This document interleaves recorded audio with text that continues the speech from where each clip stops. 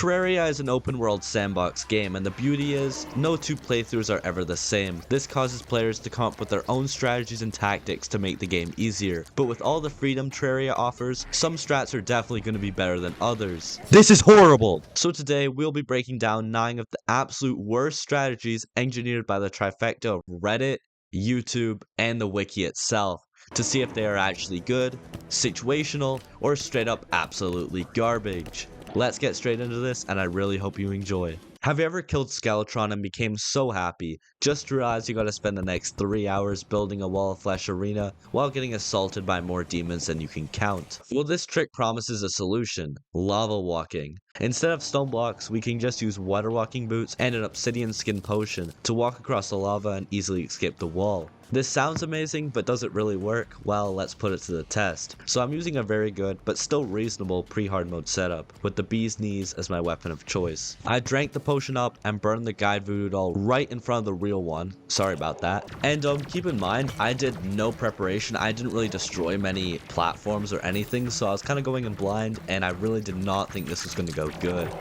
But this actually wasn't going too bad. Keep in mind this is master mode, and I was able to quite easily avoid the hunger and the laser from the wall itself. And while I eventually died due to my poor dodging, this definitely went a lot better than I initially thought. As a side note, on the drunk seed, there's actually no land in the underworld, so the strat actually became a lot better, and it truly saves so much time because building a wall without ground is pretty miserable. So overall, I would give this situational.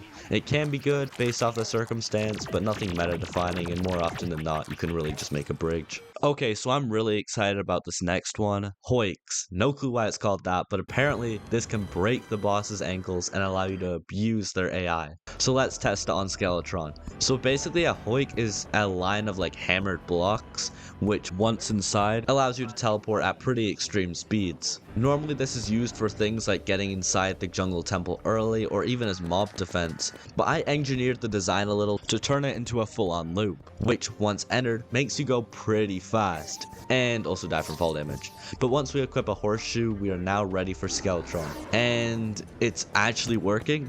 I'm honestly so surprised. I thought like his hands would have completely destroyed us. Phase 3 did get a little sketch with him getting dangerously close to the track, but nothing that we couldn't deal with. So this is actually a meta strat for Skeletron. I honestly can't believe it. So I'm honestly pretty shocked, but this absolutely deserves a good. Like, this is crazy. And watch it get patched in 1.4.5. Please relogic, please. I was just starting to have fun with it. Please don't patch it. Have you ever wanted to become a ninja?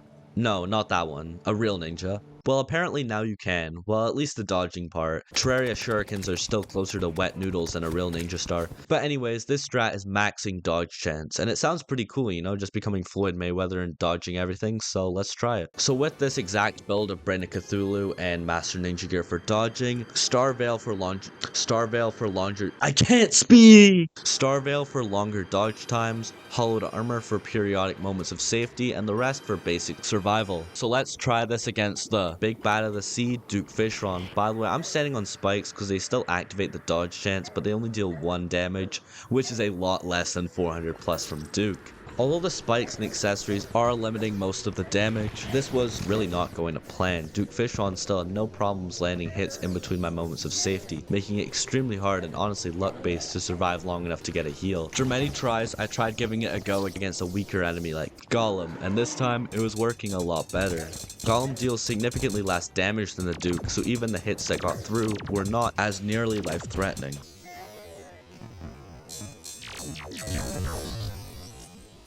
Oh my gosh, holy clutch. However, even though I beat him, I really can't say that it was effective. I mean, just look at that ending. And having to rely on damage tanking and luck isn't really the way I want to be playing Terraria. Sorry, but this is absolutely garbage. But what if tanking attacks is still too hard? Well, you can simply make them cease to exist with our next strategy, abusing the projectile limit. See, Terraria has a fixed cap on the amount of entities in the game at any time. No more than 1,000 enemies, bosses, or in our case, projectiles can exist at one time. So, while the flare gun isn't very good at shooting bosses, it can be used to shoot 999 flares into the ground extremely quickly. That's a lie, it actually takes so long, like I literally fell asleep and we still had like 600 more to go, oh my gosh. But after we finish shooting all those flares, we can spawn the Moon Lord, which puts our cap to 1000 and means that actually he can't shoot us. Like, I'm not even joking. Look at this. He actually can't do anything. This is kind of pathetic. Even his giant death ray doesn't shoot. Like, he's actually just a walking clown. He's like our little good boy now, and you can even play peekaboo with him. Like, look. Look. Now you see me. Now you don't. Now you see me. Now you don't. Like, he's so cute now. However, there is one huge problem with this strategy.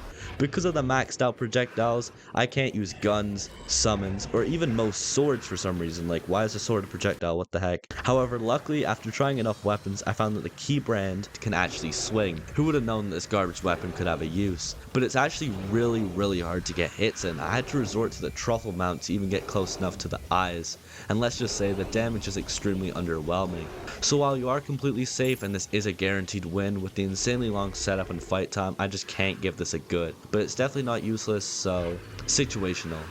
Okay, so this is a wild one, but apparently you can actually block certain projectiles with summons. No, not destroying them with the minions' attacks, straight up nullifying them on impact. This might have the potential to be crazy. So let's test this with the Raven Staff and Duke Fishon, because his bubbles are one of the attacks that can actually be deflected. However, this was a lot harder to set up than it initially seemed. The Ravens kept hunting him down and not staying by my side to protect me. Even when the bubbles do come, the Ravens just attack him and completely ignore the bubbles, or in other cases just attack the bubbles and not block them. So it's very hard to see if anything's actually happening or not. After this happening many times, I started to get pretty upset. This is horrible! However, maybe the Raven Staff just doesn't work. Maybe I was in the wrong. So I tried it again with the Terra Prisma, and that's when I realized it was all one big scam. Absolute garbage. Next up, we got the Star Fury, and specifically its exploration abilities, because they say you can use its falling star projectile to find caves and even rare loot without any buffs. But is this true? Well, I'ma find that out. So I went into the cave and just started swinging wildly, and while I was skeptical at first, this actually seemed to be working really well. It allowed me to explore a cave until it ends, then start shooting some stars around and find exactly where I need to go next without wasting any time. I even found this chest I would have certainly missed without this tech. And the Star Fury is really easy to get. Just pop a grav potion, head up in the sky, get lucky, and boom. The fact that these are mini splunker potions, plus have the ability to attack mobs in other caves is honestly insane, all for the small price of one accessory slot. Plus, it was actually so fun just going around finding hidden secrets and treasures, so I have no choice but to give this good. Maybe Reddit isn't so bad after all. Have you ever wanted to become the Flash? Well, 8-year-old me definitely did, and luckily for him, this next strategy is maxing movement speed. So using this video made by a very handsome Terraria YouTuber, we can move up to 138 miles per hour. So apparently we can absolutely cheese bosses and make them look like complete clowns. So I created this setup of mixing ground and air mobility to hopefully outrun any opposition. So let's test it on one of the hardest bosses in the game, Golem. Just kidding. Don't kill me. I'm talking about Daytime Empress of Light. And while the setup seems ridiculous, I actually went in pretty hopeful and actually thought it could redefine the meta. Oh my goodness, I could not have been more wrong. Because while this build did make me as fast as Usain Bolt, the damage output was definitely lacking. Like, look, this is taking me so long and I'm barely dealing any damage to Empress of Light. She basically has full health and there's so many chances I could die. And sometimes max movement speed can even be a hindrance. Like, what the heck even hit me? I must say though, outrunning the fastest bosses in the game and dodging all their attacks without even using wings has to be one of the most fun things I've done in all of Terraria. So while this is definitely a fun build and I suggest you try it, it's not at all optimal. Situational. Throwables. Okay, so I know this isn't a specific strat, but basically I've heard that you can use different throwables to absolutely obliterate early game bosses. So I have 3 different throwables to test if they can beat the Eye of Cthulhu with pre-boss gear. Just ignore the hearts, it's fine. Our first contender is a rather obscure item, poison throwing knives. These are rather annoying due to needing vile powder from vicious mushrooms, but are they worth it? Well, I spawned up the eye and here we go. And this is completely unscripted because you can see what's going on, but pretty much they just weren't dealing that much damage. The poison was nice, but without much mobility, it's really hard to actually get away from the eye. Also, I was mad stressed out because I did not want to run out of throwing knives. Like, bro, this is stressful. I know I could have made more, but like, vile mushrooms have to be the most annoying item in this game to find. Like, how does anyone find them? So I was stressing out, and soon after Yeah, so I would say that was like a 2 out of 10, not the best. Our next contender are grenades. They're very easy to obtain from the demolitionist, but does their performance hold up? I mean, with that damage stat, it better. So again, I spawned up the eye, and already this one was doing quite a bit better. They were actually exploding and dealing quite a bit more damage. Plus, the splash damage was taking out the little Eye of Cthulhu's, which I found pretty funny. However, still, their range was really bad. I basically was using a melee weapon all over again, and I had 0 armor, so while this one was better, you know, you can probably guess the outcome. 3, 2, 1, and yeah.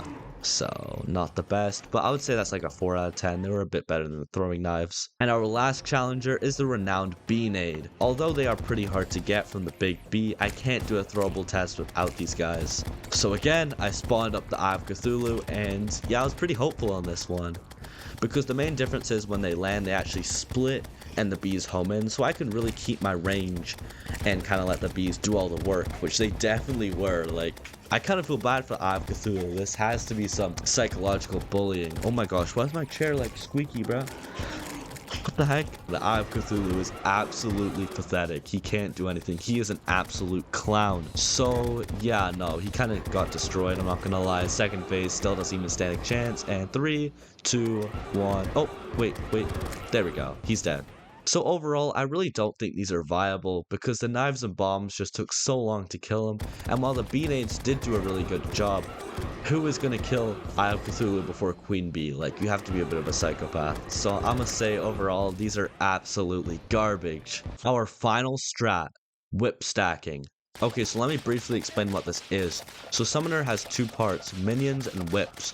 Most people just use their favorite minion and the highest tier whip that they have. But what if I told you this was wrong? Because according to this, you can actually quickly switch between multiple whips, stacking their effects and dealing crazy damage. Although the last Summoner tip failed miserably, I have a feeling this one will be a little bit better. So I went to the lab and cooked up my own whip combo, with Kaleidoscope as my main damage dealer, and Durendal for a huge attack speed buff, as well as a Snapthorn for more attack speed and poison. I hate this stupid boss. By the way, Summoner mains, please don't kill me. Your class is cool, I promise. Wait, why does it sound like pitchforks outside? Help.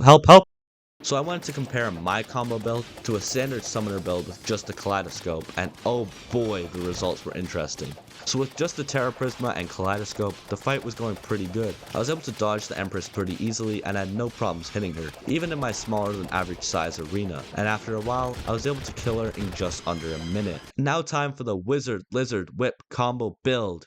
Okay, maybe that name needs a little work, but hopefully the performance holds up. And I was actually really excited about this, so I spawned her up and... Okay, let's try that again. And although my whip stacking wasn't the best, not long later, I was able to beat her in only 41 seconds.